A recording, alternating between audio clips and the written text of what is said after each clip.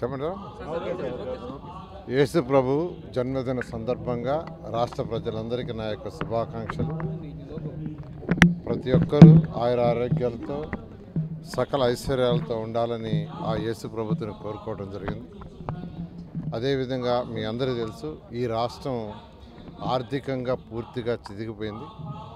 అటువంటి రాష్ట్రాన్ని ఆర్థికంగా బలోపేతం చేయాలని, ప్రతి ఒక్కరు ఆనందంగా ఉండాలని, ప్రతి యువత చక్కగా చదువుకొని వారు అనుకున్నది సాధించాలని, ఈ విధంగా చేయాలని ఆ యేసు ప్రభువుని మరొకసారి ప్రార్థిస్తూ, ప్రతి ఒక్కరూ యేసు ప్రభుని ఈ రాష్ట్రం అన్ని విధాల అభివృద్ధి చెందేటట్టుగా చేయాలని కోరాల్సిందిగా కోరుకుంటున్నాను.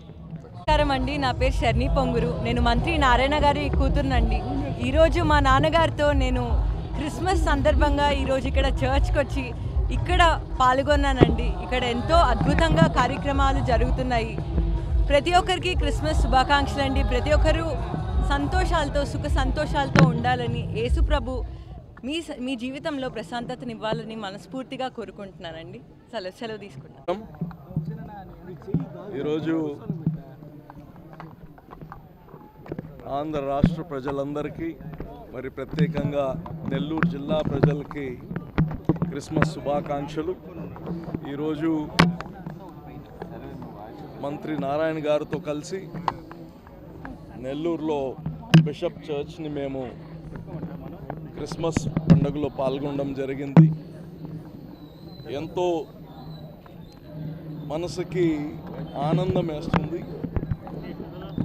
యేసు ప్రభు ఏదైతే ఈ సృష్టిని ఒక పీస్ఫుల్గా ఉండాలని కోరారో, ప్రతి ఒక్కరిని తోటి వారిని ప్రేమించడం, వీలైతే వాళ్ళని క్షమించడం, దగ్గర తీసుకోవడం, తోటి వారిని మన కుటుంబాన్ని ఎలాగ ప్రేమిస్తామో నైబర్స్ని అలాగనే ప్రేమించాలనేది బైబిల్లో వాక్యం. అలాగనే ఈరోజు సమాజంలో మనం ఉండే ఈ మెకానికల్ లైఫ్లో పక్క ఇంట్లో వాళ్ళు ఏమవుతున్నారు, బాగున్నారా బాగలేరా, ఏం జరుగుతుందో కానీ తెలియలేనట్టి పరిస్థితికి వచ్చేసాం. కాబట్టి అందరం సమాజంలో బాగుండాలంటే అందరు కలిసిమెలిసి ఉండాలి.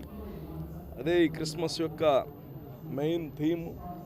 తప్పకుండా ఈ తెలుగుదేశం ప్రభుత్వం కోసం ఈరోజు ప్రత్యేక ప్రార్థనలు చేశారు. రాష్ట్రం బాగుండాలి, రాష్ట్ర ప్రజలు బాగుండాలి అని ప్రార్థన చేసిన రాష్ట్ర గారికి అందరికి కానీ ప్రత్యేక కృతజ్ఞతలు తెలియజేస్తున్నాను.